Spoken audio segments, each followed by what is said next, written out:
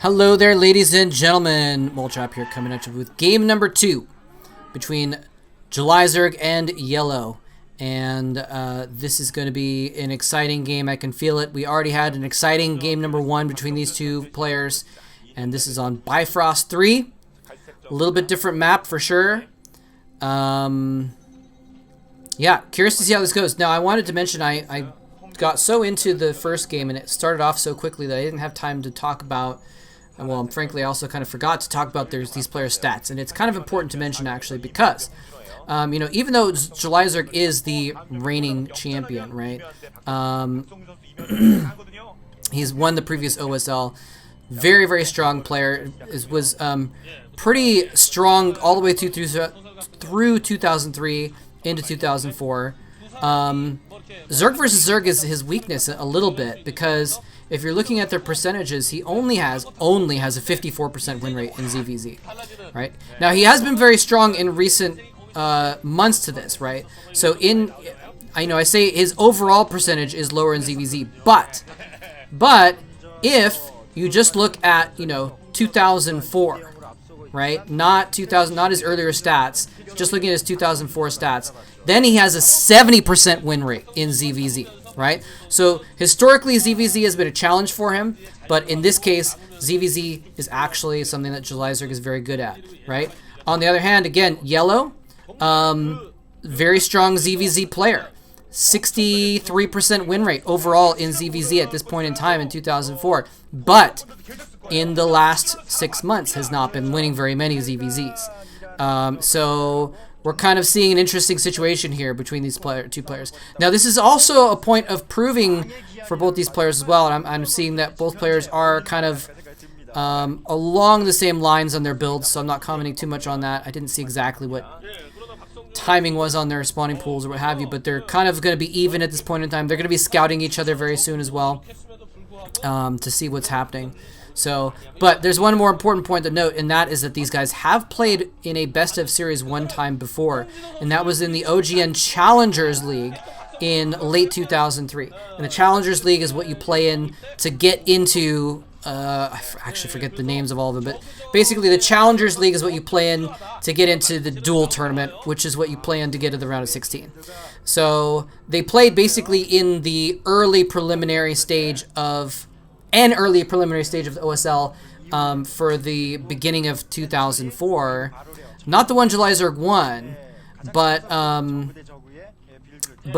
earlier OSL. And YellOw lost 2-0 to Julyzerg in that match. So they have a little bit of history there where, here's an OSL almost a year later being played at the quarterfinal level, whereas, 10 or 11 months ago, Julyzerg wrecked him and knocked him out of the OSL. So this is maybe a chance for payback for YellOw here. And YellOw is up 1-0 right now in this matchup. So, it could go that way for sure. In any case, so let's get back into this game, though, and see what's going on. Talk more about what's going on, I should say. Both players looking like they're putting macro hatches in their main rather than put it in their expansion. The expansion is behind the main up the ramp, as we all know, and there's that long side upper area between. But so it basically what I'm saying is it's difficult to defend your natural because there's a side route, right? So it's going to be a little bit dangerous to put your extra hatchery at your natural. I like the Sim City, by the way, and I forgot to mention the colors. We do have the blue Zerg at the bottom left is going to be YellOw, and the orange Zerg at the top right is going to be Julyzerg. So Julyzerg top right, blue Zerg, YellOw is bottom left. Why did he have to name himself a color? And actually, you know what? I wonder if YellOw ever played YellOw. There was another player called YellOw. We called him Yarnak because it was YellOw. ARNC was his clan tag, and he's a dirty match fixer. So I want to make sure I don't give him any credit or anything like that. I think he named himself after Hong Jin-ho, the real YellOw, who is NC YellOw is his clan tag sometimes. We see that. So YellOw ARNC and YellOw NC. It's not a lot of differentiation. But the scumbag YellOw took his name and was actually more high-level player in later years in 2007, 8, 9. I wonder if they ever played each other though. I'll have to look that up later.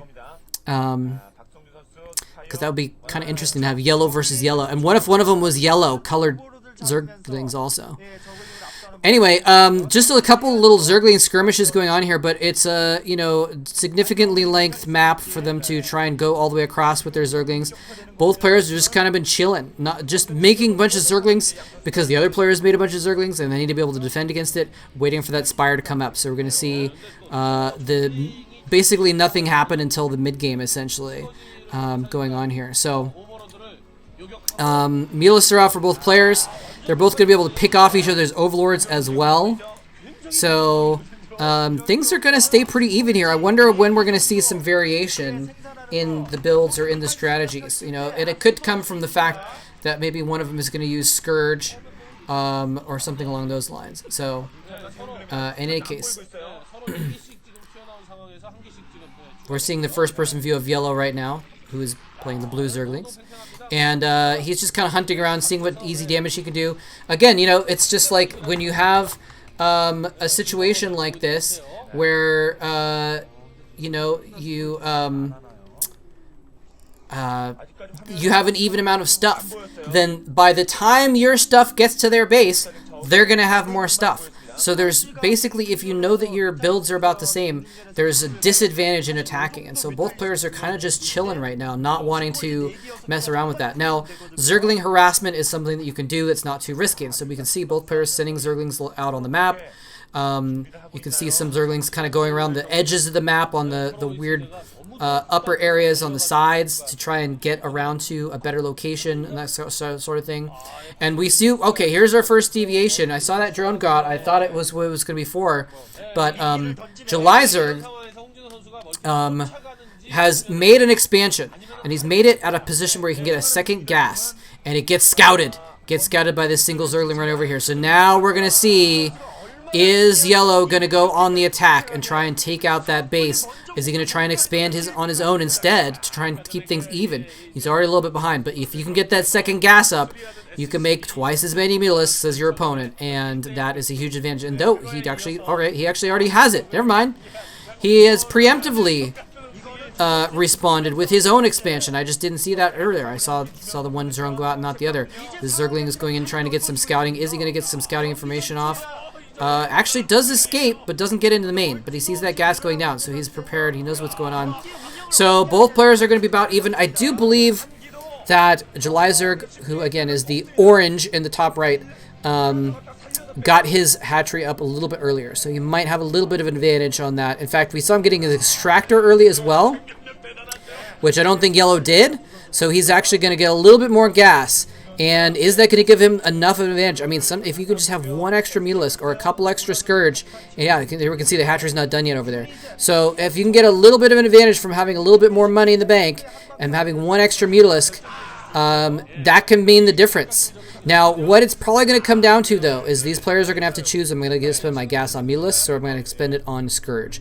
And whichever one they choose, they're going to have to use that tactic to their advantage. And this one Zergling has just been really annoying. Doesn't get any kills, but it's pretty annoying.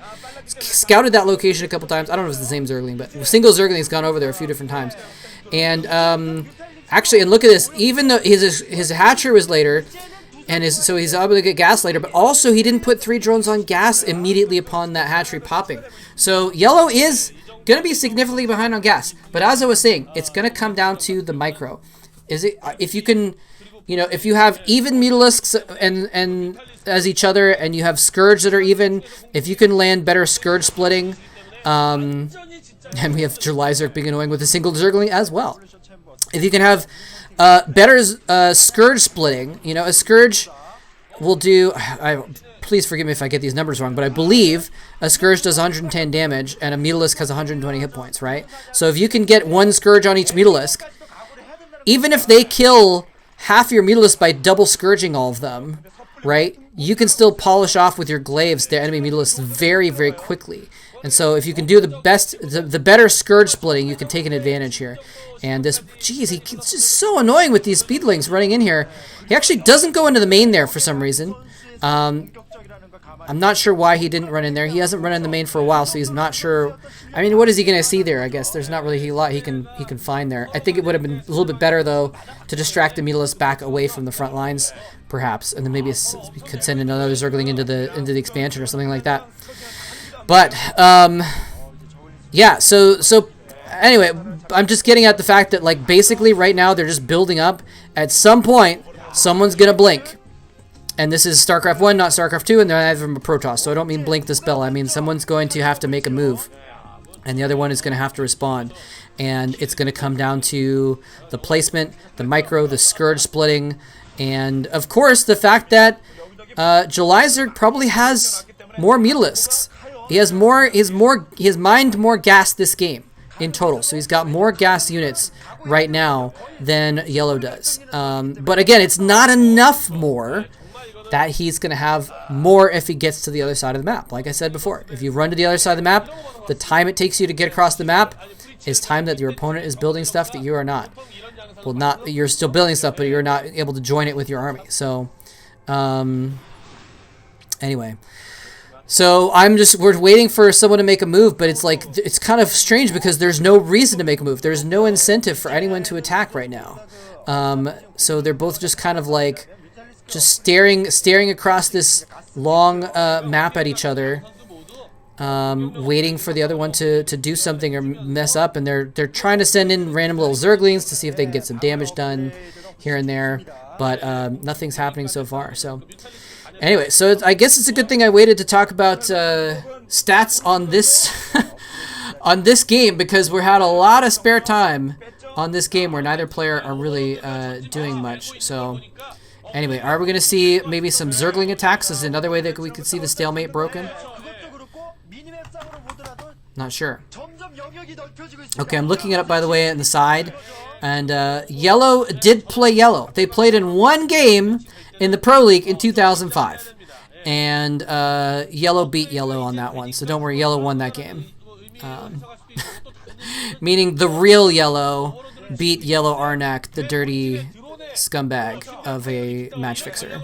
So now we can all rest easy knowing that the better YellOw wins when they do play. It's kind of interesting. They only played once, but that must have been a fun game. Maybe I'll cast that game at some point just for the hilarity of it. That might be a good April Fool's cast, right?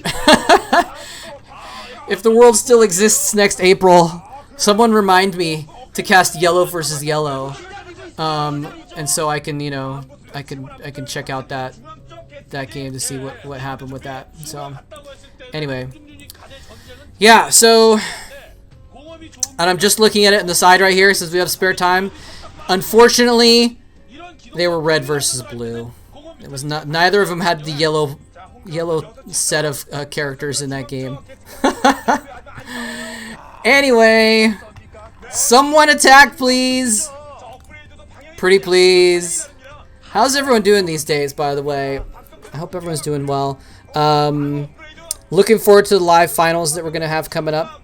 I'm actually recording this at a time before the announcement. Now, I know I'm going to put the announcement out before this game goes out, but I'm not going to say what the date is because it might change before this game comes out. But refer to my previous video about the live finals that I think should be out by now, which is kind of weird. But anyway, yeah, this is gonna be awesome. So and again, reminder that this is a ZVZ, and the other quarterfinals in this is a TVT. Oh, here we go. We get a nice, cool view of like looking over YellOw's shoulder at his game, and look at the big CRT. Oh, the big CRT. If you don't know what CRT is, well, I don't have to explain it. Never mind. So a lot of people who are, maybe in their teenage years or early 20s wouldn't know what a CRT is, but most of the people watching this game right now, we're all old enough to know what CRTs are, so I don't have to explain it to you. But it's kind of fun to see the old big monitors there, with the 4-to-3 ratio. Both players getting a third base, by the way. Now, this is where things could get interesting, because with the two bases on the side, it's pretty easy to use your mutas to kind of patrol back and forth, physically patrol them, not use the patrol command, I don't think, but patrol back and forth and make sure you're seeing what's going on Actually, maybe I won't have the announcement video out by the time this comes out. Not sure. So maybe if I haven't, then ignore that. But I think I should have it out by then. I'll have something out by then. Maybe I won't yet. Actually, I don't know. Well, okay, now let's just, it doesn't matter. Anyway, are we going to have an engagement? Is this going to be it? We've got 6 dozen Mutalisks here, ladies and gentlemen, on both sides. And both players chicken out. And neither player goes in for the attack. And it's impossible to know who has the better army right now. Now, here's the thing, is he thought he could go in and get some free Overlord damage on because all those Overlords had popped out. Maybe he scouted that and he wanted to go in on it. It looks like we've got... I mean, this is ridiculous. This is possibly more Overlords than more Mutalisks than I've ever seen in an entire game. Now, here's the thing. I'm watching the movement carefully to see how they're moving. And I'm seeing 3 distinct movement initiations for Julyzerg. And now we just saw 4 distinct initiations for... for YellOw. YellOw has 3, Julyzerg has 4. So Julyzerg has more Mutalisks, and you can tell because he's using more than 3 control groups. So YellOw, who is the orange Zerg... No, YellOw's the blue Zerg. YellOw's the blue Zerg.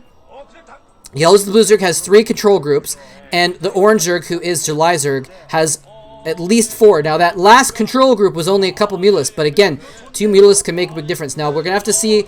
Oh, and this is actually pretty big. A couple Zerglings sneaking in there. They're going to take out 2 drones. That's pretty big deal, actually, since both of them have just been on, like, a limited number of drones. They haven't been spending much money on drones. They've just been making just tons of Mutalisks. And at least drones are pretty easy to afford because... and why does he have all those Overlords there? Oh, you know why he has the Overlords there? Maybe this is not what's going on, but it might be a Super 5-head play where they have the Overlords next to the most likely expansion to lose because, hold that thought, is this going to be the big battle?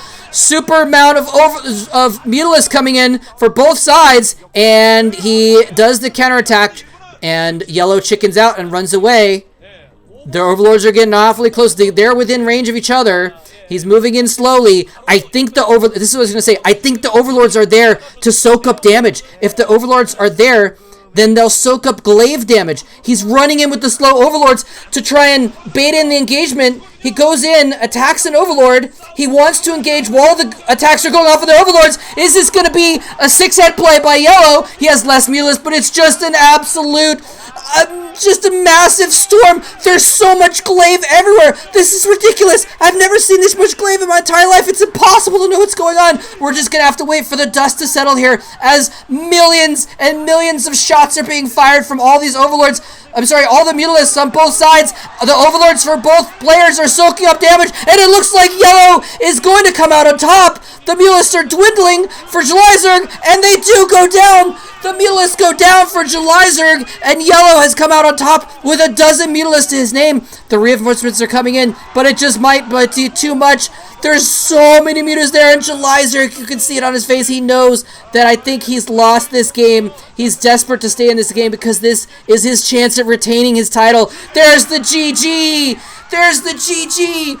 And future Moletrap editing this video is going to cut in right now and say that I ended up spending so much time analyzing that game and ranting about it that I'm just going to use the rest of that as an anti-spoiler video. So if you just wanted to watch the game, then you're done. But the anti-spoiler video that I put up that I titled Game 3 is actually me reviewing that final battle over and over, looking at the details of it and talking about how amazing it was. So click that if you're interested. Otherwise, the series is over and I'll see you in the next quarterfinal.